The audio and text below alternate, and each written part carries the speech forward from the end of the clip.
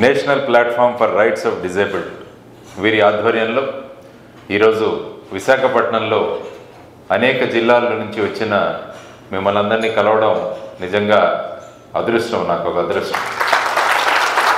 ఈ అవకాశాన్ని ముఖ్యంగా కల్పించిన మా సోదరుడు మాధవరెడ్డి గారికి నాకు ఎంతో అవినాభావ సంబంధం. మేమిద్దరం ఒకే స్కూల్లో చదివాము, ఒకే కాలేజీలో కూడా చదివాము. కొడిగనహళ్ళి రెసిడెన్షియల్ స్కూల్లో జూనియర్ నాకు, ఆ తర్వాత ఆర్ఈసి వరంగల్, అంటే ఇప్పుడు మీరు ఎన్ఐటి అంటారు. సో ఆ తర్వాత కూడా అనేక కార్యక్రమాల్లో కలిసి పాల్గొనడం, ఈరోజు రాష్ట్రంలో అనేక మందిని చైతన్యవంతులుగా చేస్తూ, ముఖ్యంగా సైబర్ క్రైమ్ బాధలకు గురి అవుతున్న చాలామందికి ఈరోజు మెడిసిన్ కానీ ఉపశమనం కానీ రాష్ట్రంలో ఎవరు, దేశంలో ఎవరు అంటే మాధవరెడ్డి. ఎప్పుడైనా రాత్రి అపరాత్రి 2 గంటలకు కాదు, 3 గంటలకు కాదు, ఎప్పుడు కాల్ వచ్చినా కూడా వెంటనే అటెండ్ అవుతారు. సో ఆ విధంగా ఉన్న మాధవరెడ్డి గారి వల్ల ఈరోజు మిమ్మల్ని అందరినీ కలవడం చాలా గొప్ప అవకాశం. జిల్లాలకు వచ్చినప్పుడు కూడా మీలో కొంతమందిని నేను కలిశాను ఇంతకుముందు, ముఖ్యంగా విజయనగరం కావచ్చు, మిగతా ప్రాంతాల్లో కూడా అనేక ప్రాంతాల్లో కలవడం జరిగింది. మీ యొక్క ప్రభుత్వం నుంచి ఏం కోరుకుంటున్నారు, ప్రభుత్వం ఏం చేస్తోంది, ఆ తర్వాత వచ్చేసి ముఖ్యంగా ఇప్పుడే రాజేందర్ గారు కూడా మాట్లాడారు. అనేక చట్టాలు వస్తున్నాయి కానీ వాటిలో ఇంప్లిమెంటేషన్, అమలు చేయడం అన్నది పెద్ద సమస్యగా మారిపోయింది దేశంలో. ఇది కేవలం మన గురించి కాదు, మిగతా ఎన్ని చట్టాలు చేసినా కూడా ఆ చట్టాల్లో ఉన్న విషయాలను అమలు చేయడానికి మళ్ళీ ఎవరో ఒకరు కోర్టుకు వెళ్లాల్సి వస్తుంది. కోర్టు తీర్పు ఇచ్చినా కూడా మళ్ళా దాన్ని కంటెంప్ట్ వేసి దాన్ని అమలు చేసేటట్టు చూసుకునే పరిస్థితి వచ్చింది. దానికి ప్రధానమైన కారణం ఏంటంటే బాధ్యత లేని వ్యక్తుల్ని మనమంతా కూడా రకరకాల చోట్లకు పంపిస్తున్నాం. అందువల్ల వాళ్ళు బాధ్యత లేని వాళ్ళు ముఖ్యమైన స్థానాలకు వెళితే వాళ్ళు వాళ్ళ గురించి పట్టించుకుంటారు కానీ సమాజం గురించి పట్టించుకోరు. అందువల్ల ఆ విధంగా మనం ఏం చేయాలి అన్నది, ఆ బాధ్యతాయుత స్థానాలలో మనం కూడా వెళ్ళి కూర్చోవాలి అన్నది ప్రధానమైన ఉద్దేశం. అందువల్ల వారు చెప్పినట్టు శాసనసభల్లోనూ కూడా, పార్లమెంట్లో కూడా ఖచ్చితంగా రిజర్వేషన్ అన్నది ఉండాలి మనకు. ఎందుకంటే ఏ వ్యక్తి అయితే తన బాధను అక్కడికి వెళ్ళి కూర్చొని ప్రకటించుకోగలడు, తనకున్న బాధలను చూస్తూ సమాజంలో ఉన్న ఈ బాధలను తొలగించడానికి కూడా తను కృషి చేస్తాడు. అందువల్ల మీరు ఏదైతే చెప్పారో ఇప్పుడు ఖచ్చితంగా శాసనసభల్లోనూ పార్లమెంట్లోనూ దివ్యాంగులకు రిజర్వేషన్ ఉండాలి అన్న మీ విషయం నేను కూడా ముందుకు తీసుకువెళ్తాను ఖచ్చితంగా. సో ఆ విధమైన ప్రయత్నాలు చేస్తూ మనం ముందుకు వెళదాం. చాలామంది ఏమనుకుంటారంటే మనం ఏవిది చేయలేము, మనం సాధించలేము అని అనుకుంటున్న అనేకమైన పరిస్థితుల్లో ఒకసారి నేను ముంబైకి తీసుకెళ్తాను మిమ్మల్ని. మనకు మీ అటాక్ జరిగింది.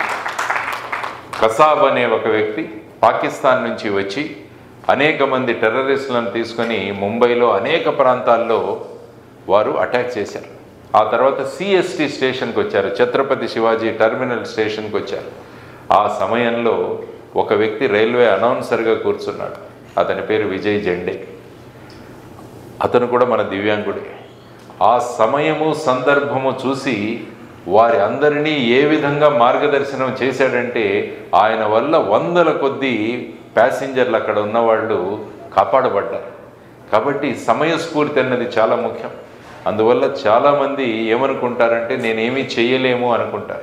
ఎప్పుడైనా చూడండి, ఇక్కడ గనక మనము స్ట్రాంగ్గా ఉంటే, మస్తిష్కంలో గనక మనము స్ట్రాంగ్గా ఉంటే, కొన్ని అవయవాలు మనకు సహకరించకపోయినా కూడా ఇది మనల్ని ముందుకు తీసుకువెళుతుందన్నది ఈరోజు మీరు గమనించాల్సిన విషయం.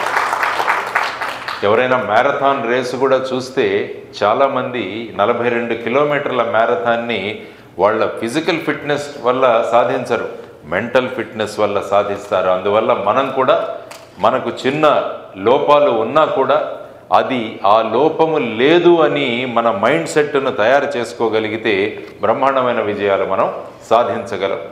అందరికీ ఆదర్శం, అందరికీ స్ఫూర్తిదాయకం నిక్ అన్న వ్యక్తి. మీకు ఉదయం మన వీసీ గారు కూడా చెప్పింటారు ఆయన గురించి. ఎందుకంటే తను ఇక్కడికి వచ్చినప్పుడు ఆ గ్రౌండ్లో ఎన్ని కుర్చీలు వేయాలి అని వచ్చిందట. ఆయన మార్నింగ్ మిగతా చెప్పింటారు, ఎందుకంటే నాకు కూడా ఒకసారి చెప్పారు. వాళ్ళు ఏమన్నారంటే, సార్ 25,000 వేసినా కూడా ఇంకా ఎక్కువ ఉంటారన్నారండి. అరే అలాంటి వ్యక్తి ఎవరు నేను ఇంతవరకు చూడలేదన్నారట ఆయన. ఆ తర్వాత 35,000 కుర్చీలు వేసినా కూడా ఇంకా అంతకు రెట్టింపు జనం అక్కడికి వచ్చారట. ఆ వ్యక్తిని చూస్తే చేతులు లేవు, కాళ్ళు లేవు. ఇంతమందిని ప్రభావితం చేస్తున్నాడంటే దానికి ప్రధానమైన కారణం మెంటల్గా ముందుకు ఉన్నందువల్ల ఆ వ్యక్తి ముందుకు వెళ్ళగలిగారు. కాబట్టి ఎప్పుడైనా నేను కూడా ఏదైనా కొద్దిగా డిప్రెషన్ అనిపిస్తే వెంటనే నిక్కు గురించి చదువుతా. చిన్నప్పుడు ఏ విధంగా ఆ పిల్లవాడు పుట్టిన తర్వాత ఏ విధమైన పరిస్థితుల్లో వాళ్ళ తల్లిదండ్రుల ద్వారా ఆ తర్వాత ముందుకు ఎలా ఎదిగాడో, స్విమ్మింగ్ చేస్తాడో అన్నీ బ్రహ్మాండంగా చేస్తాడట. కాబట్టి ఆ విధమైన వ్యక్తుల నుంచి మనం ఇన్స్పిరేషన్ పొందాలి. ఆ విధమైన వ్యక్తుల నుంచి మనం చైతన్యము, ఆ విధమైన వ్యక్తుల నుంచి మనం గనక మేము బ్రహ్మాండంగా ఉన్నాము అన్న కాన్సెప్ట్ మనం తీసుకొని వెళ్ళగలిగితే అనేక విజయాలు సాధిస్తాం. సింహాచలం అని ఒక ఐఏఎస్ ఉన్నారు ఇక్కడ. సింహాచలం ఇంతకుముందు ఇన్కమ్ ట్యాక్స్లో ఉండేవాడు ఆయన. ఆయనకు అంధుడు, 2 కళ్ళు బ్లైండ్ అయినా కూడా ఇప్పుడు ఐఏఎస్లో కూర్చున్నాడు.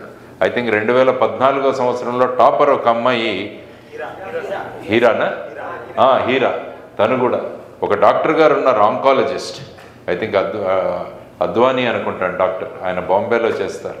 ఆయన కూడా ఇంకొక ఆయన శరత్ కుమార్ దీక్షిత్ అనే ఆయన వీల్ చైర్లో వచ్చి ఆపరేషన్లు చేస్తాడు. శరత్ కుమార్ దీక్షిత్, ఆయన కలిసే అవకాశం నాకు నాందేడ్లో కలిసింది. ఆయన ఏంటంటే ఆపరేషన్ చేస్తున్నప్పుడు మ్యూజిక్ వింటూ ఆయన ఆపరేషన్ చేస్తాడు. వీల్ చైర్లోనే కూర్చొని చేస్తాడు ఆయన ఆపరేషన్.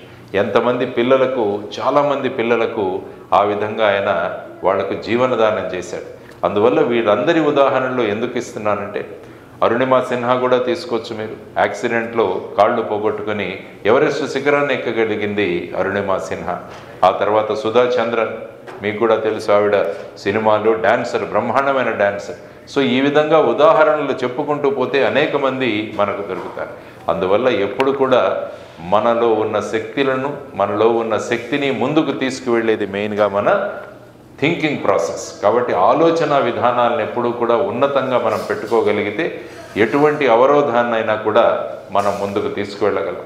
కానీ చాలామంది అన్ని అవయవాలు సక్రమంగా ఉన్నా కూడా సమాజం కోసం ఉపయోగపడని వాళ్ళు చాలామంది ఉన్నారు ఈ సమాజం. కాబట్టి వాళ్ళను చూసి నేను అంటాను, మా దివ్యాంగుల నుంచి చూసి నేర్చుకోండి అన్నది నేను తెలియజేస్తున్నాను. సో ఆ విధమైన భావాలతో మనమంతా కూడా ముందుకు వెళ్ళాలని నేను మనస్ఫూర్తిగా కోరుకుంటున్నాను. ఆ తర్వాత ఈరోజు ఒక విశాఖ డిక్లరేషన్ కూడా చేయబోతున్నారని తెలియజేయడం జరిగింది మనకు రాజేందర్ గారు. కాబట్టి ఆ సందర్భంగా ఈ కార్యక్రమానికి రామయ్య గారు కూడా వచ్చారు, మల్లికార్జున్ గారు వచ్చారు. తర్వాత మా అత్యంత ఆప్తుడు, మా మిత్రుడు వేణుగోపాల్ గారు కూడా, ఇప్పుడే లక్ష్మీపురం వేణుగోపాల్ వారు కూడా, మళ్ళా మేము కూడా కొడిగనహళ్ళి రెసిడెన్షియల్ స్కూల్ సంబంధం మాదందరిది. సో ఆ విధంగా ఈరోజు మళ్ళా పాత మిత్రులను కూడా కలిసే అవకాశం దొరికింది. మా మిత్రులు కూడా, మా జూనియర్ కూడా ఇక్కడ ఉన్నారు, 84 బ్యాచ్. సో ఆ విధంగా మనం అందరం కలుసుకొని, ముఖ్యంగా ఈ విశాఖపట్నం ప్రాంతంలో ఈరోజు ఎవరో నాకు వాట్సాప్లో పంపించారు. ఇప్పుడే మధ్యాహ్నం ఒకసారి మాధవని అనుకున్నాను, ఇది అంటే ఇక్కడే ఉన్నానన్నా అన్నాను. కాబట్టి ఒకసారి మిమ్మల్ని అందరినీ సందర్శించుకుందాం, దర్శనం చేసుకుందాం అన్న ఉద్దేశంతో ఇక్కడికి రావడం జరిగింది. మేము ఒక రాజకీయ పక్షం స్థాపించాను నేను, దాని పేరు జై భారత్ నేషనల్ పార్టీ. అందులో కూడా దివ్యాంగుల కోసం ఏం చేస్తామన్నది కూడా ఒక సెక్షన్ మేము పెట్టాము. అందులో దివ్యాంగుల కోసం ఏం చేస్తామన్నది కూడా అందులో ఉల్లేఖించడం జరిగింది. అందులో ముఖ్యంగా మేము రాసినది ఏంటంటే, బ్యాక్లాగ్ ఏదైతే ఉందో అన్నిటినీ భర్తీ చేయాలి. ఇప్పుడు చాలా చోట్ల బ్యాక్లాగ్ ఉంది కానీ భర్తీ చేయట్లేదు. ఆ తర్వాత 10 లక్షల వరకు వడ్డీ లేని రుణాలు ఇవ్వాలి అన్నది కూడా ప్రధానంగా మేము చెబుతున్నాం.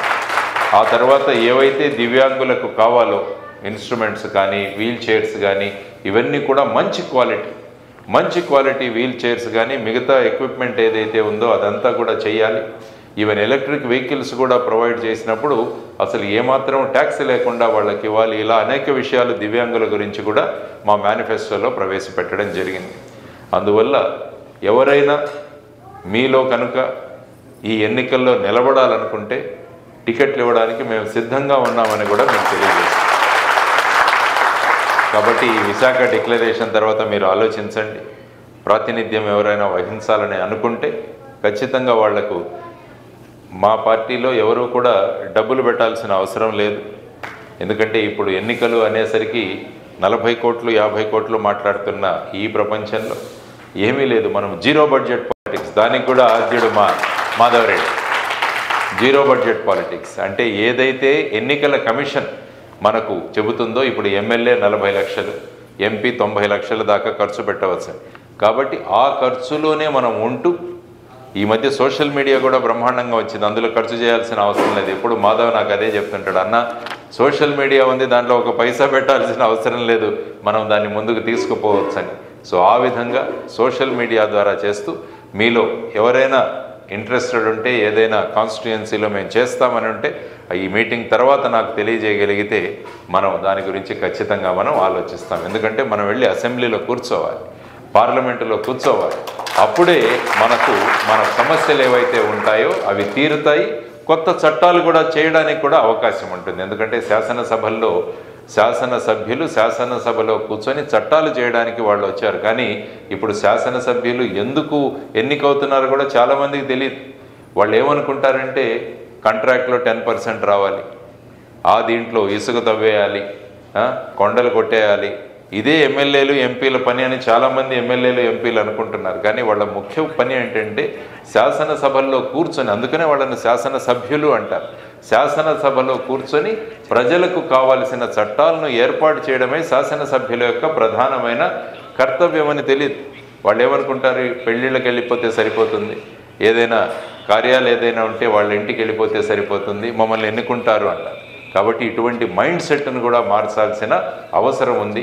అందులో మీ అందరి సహభాగం కూడా కావాలని చెప్పి నేను ఈరోజు మీ అందరికీ తెలియజేస్తున్నాను.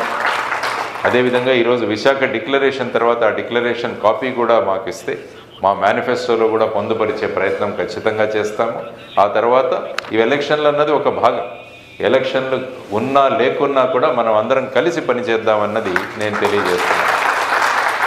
ముఖ్యంగా ఇప్పుడు వచ్చిన సమస్య ఏంటంటే డిజబిలిటీ సర్టిఫికేట్ గురించి కూడా ఒకటి మళ్ళా చాలామంది సమస్యలు ఎదుర్కొంటున్నారు. అంటే ఇప్పుడు ఈ ప్రభుత్వం వచ్చిన తర్వాత వాళ్ళు ఏం చేశారంటే మళ్ళా డిజబిలిటీ సర్టిఫికేట్లు అన్నింటినీ కూడా మళ్ళా వెరిఫై చేసి డిఎంహెచ్ఓ ఆధ్వర్యంలో ఒక కొత్త సర్టిఫికేట్ ఇష్యూ చేయాలని చెప్పేసి వాళ్ళు కోరుతున్నారు. అంటే మేము పెన్షన్ పెంచాము, కానీ దానికి ఈ సర్టిఫికేట్ అని విజయనగరం నుంచి చాలామంది మిత్రులు, మన సోదరులు నాకు కాల్ చేస్తూ ఉంటారు. సో ఇటువంటి సమస్యలు ఏవైతే మనం ఎదుర్కొంటున్నామో వాటన్నిటినీ కూడా పొందుపరిచి విశాఖ డిక్లరేషన్ కనుక మీరు తయారు చేయగలిగితే దాన్ని అమలు ఎలా చేయించాలి, కేంద్ర ప్రభుత్వం ద్వారా మరియు రాష్ట్ర ప్రభుత్వం ద్వారా మనం అందరం ఎలా అమలు చేయించాలన్నది మనం అందరం కలిసి కూర్చొని చేద్దామన్నది మీ అందరికీ కూడా నేను తెలియజేసుకుంటున్నాను. కాబట్టి ఈ విధంగా ఈరోజు మీ అందరినీ కలిసే ఒక గొప్ప అవకాశం నాకు కలిగింది. అనేక జిల్లాల నుంచి వచ్చారు మీరందరూ కూడా. సో ఇక్కడ చర్చించే విషయాలు సాధారణంగా చాలామందికి అవగాహన చాలా తక్కువ. మనలో ఉన్న టాలెంట్ ఏంటో కూడా చాలామందికి ఉండదు. కాబట్టి మనలో ఉన్న నైపుణ్యాలు, మనలో ఉన్న శక్తియుక్తులు ఇవన్నీ కూడా ప్రజలకు తెలియాలంటే మీరు సోషల్ మీడియాని బ్రహ్మాండంగా ఉపయోగించుకోండి. సోషల్ మీడియా అన్నది ఈ మధ్యకాలంలో ఎంత ప్రభావితంగా తయారైందంటే మనం చిన్న సందేశం ఇచ్చినా కూడా లక్షల్లో చూసేవాళ్ళు ఉన్నారు. అందువల్ల మన దివ్యాంగుల సమస్యలు, ఆ తర్వాత national platform for rights of disabled ఈ సంస్థ గురించి కూడా మనం ప్రజల్లోకి తీసుకువెళ్ళాలి. ప్రజల్లో కూడా మనకు సహాయం చేసే దాతలు కూడా చాలామంది ఉంటారు. తర్వాత కార్పొరేట్ సోషల్ రెస్పాన్సిబిలిటీ అని ఏదైతే ఉందో సిఎస్ఆర్ అంటే ఏ కంపెనీలు అయితే ప్రాఫిట్లు సంపాదిస్తున్నారో వాళ్ళ లాభాల్లో 2% వాళ్ళు సమాజానికి ఉపయోగపడే కార్యక్రమాలను వాళ్ళు చేయాలి. సో అటువంటి దాంట్లో కూడా మనం ఎలా చేయగలమని మన NPRD national platform for rights for disabled వారు కూడా ఆలోచించి సిఎస్ఆర్ ద్వారా మనం ఏ విధంగా చేద్దాం. తర్వాత క్రీడా రంగంలో కూడా ముఖ్యంగా నేను చెప్పాల్సిన విషయాలు చాలా ఉన్నాయి. ఎన్ని మెడల్స్ తీసుకొస్తున్నారు దివ్యాంగులు మన దేశం కోసం అని ఆలోచిస్తే గొప్ప గొప్ప మెడల్స్ మన వాళ్ళు తీసుకొస్తున్నారు. చాలామందిని నేను కలిశాను కూడా. ఇన్ఫ్యాక్ట్ దివ్యాంగుల యొక్క ఒక ఇంటర్వ్యూ కూడా నేను చేశాను. మీరు ఖడ్గమని నేను సుమన్ టీవీలో ఒక కార్యక్రమం చేశాను, నేను యాంకర్గా. కాబట్టి ఆ ఎపిసోడ్ కూడా మీకు పంపిస్తాను. సో మీరందరూ కూడా సర్క్యులేట్ చేసుకోండి. అంటే మనలో ఉన్న శక్తి, మనలో ఉన్న అనేక మంది వ్యక్తులు ఏ విధంగా దేశ ప్రతిష్టను ముందుకు తీసుకువెళ్లే విధంగా వాళ్ళు దేశంలో కాదు విదేశాలలో కూడా వాళ్ళ ప్రతిభను చూపించే గొప్ప అవకాశం వాళ్ళందరూ కూడా కల్పించి దేశం యొక్క ప్రగతి కోసం, దేశం యొక్క పేరుని బ్రహ్మాండంగా ఉజ్వలం చేసిన వాళ్ళలో చాలామంది ఉన్నారు. వాళ్ళను కూడా ఇంటర్వ్యూ చేయడం జరిగింది. అందువల్ల ఈ విధంగా సమాజంలో చాలామందికి తెలియని విషయాలు మనం తెలియజేస్తూ, మనలో ఉన్న శక్తిని వాళ్ళకు తెలియజేస్తూ, మనలో ఉన్న క్యాపబిలిటీ ఏదైతే ఉందో వాళ్ళకు తెలియజేస్తూ, అప్పుడు ఏమవుతుందంటే సమాజం స్పందించడం మొదలవుతుంది. మన అందరి కోరిక ఏంటంటే ఎప్పుడైతే సమాజం స్పందిస్తుందో అప్పుడు మన పనులు చాలా త్వరగా అవుతాయి. ఇప్పుడే మాట్లాడారు, విదేశాల్లో అనేక విషయాలు, చాలా అవకాశాలు ఉన్నాయి. ప్రభుత్వాలు అనేక విషయాలు వాళ్ళు ముందుకు తీసుకొస్తారు. ఇప్పుడు ఫర్ ఎగ్జాంపుల్ మనం కనీసం ఈ ర్యాంప్ పెట్టమంటే కూడా చాలా చోట్ల ఈ ర్యాంప్ మనకు ఉండదు. కానీ విదేశాల్లో చూస్తే ఒక వ్యక్తిని అసిస్టెంట్గా కూడా అక్కడ ఇస్తారు చాలా చోట్ల. ఈవెన్ మెంటల్ రిటార్డేషన్ కావచ్చు, వాళ్ళు మిగతా వ్యాధులు కావచ్చు, అందులో కూడా ఆ దివ్యాంగులందరికీ కూడా ఒక మనిషి సిన్సియర్గా ఇంటికి వచ్చి వాళ్ళు సేవలు అందించేది కూడా నేను అమెరికాలో చూడడం జరిగింది. సో అటువంటి సేవలు ఇక్కడ ఎందుకు ఉండకూడదు అన్నది కూడా మనం ముఖ్యంగా ఆలోచించాల్సిన ముఖ్యమైన విషయం. మన రైట్ టు ఎడ్యుకేషన్ కావచ్చు, రైట్ టు ఎంప్లాయ్మెంట్ కావచ్చు, వీటన్నిటిలో కూడా ఆ విధమైన పర్సెంటేజ్ చేస్తున్నారా లేదా అన్నది కూడా కొన్ని డిపార్ట్మెంట్లో ఇంకా వాళ్ళకు పరిజ్ఞానం కూడా లేదు. సో వీటన్నిటినీ కూడా ప్రభుత్వంలో పనిచేస్తున్న వాళ్ళకు కూడా ఈ విషయం పట్ల అవగాహన కల్పించడం కూడా చాలా అవసరం. కాబట్టి అటువంటి వాట్లకు ఇటువంటి సమావేశాలు ఉపయోగపడతాయి. ఈ సమావేశాల్లో అందరం కలిసి మన సాధక బాధకాలను మనం చర్చించుకొని వీటి నుంచి బయటపడడానికి ప్రభుత్వం ఏం చేయాలి అని మీరు చెప్పినటువంటి డిక్లరేషన్స్ కానీ ఇవన్నీ కనుక చేయగలిగితే ఈ డిక్లరేషన్ కాపీలను అందరూ కూడా మనం అందరికీ పంపిద్దాం. వీటిలో త్వరగా నిర్ణయాలు తీసుకునే విధంగా మనం అందరం కూడా చేద్దాం. ఫైనల్గా నేను మీకు చెప్పేది ఏంటంటే దీని మీద కాన్సన్ట్రేట్ చేయండి. ఇప్పుడు మెంటల్, ఎప్పుడైతే మనం మెంటల్గా స్ట్రాంగ్గా ఉంటామో అప్పుడు ఏ విధమైన డిజబిలిటీ కానీ ఏ విధమైన వైకల్యం కానీ మన విజయాన్ని అడ్డుకోలేదు. అది మనకు కూడా సహాయం చేస్తుంది, ముందుకు వెళుతుంది అన్నది మనం అందరం కూడా తెలుసుకోవాలి.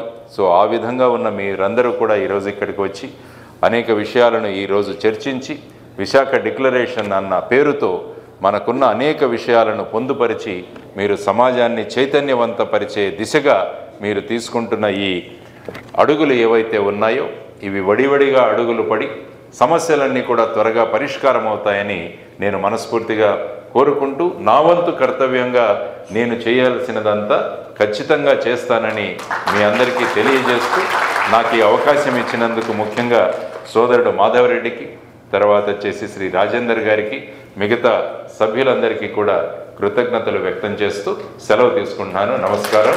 జై హింద్, జై భారత్. ధన్యవాదాలు సార్. మీరు పెట్టినటువంటి పార్టీలో వికలాంగులకు సంబంధించినటువంటి అంశాన్ని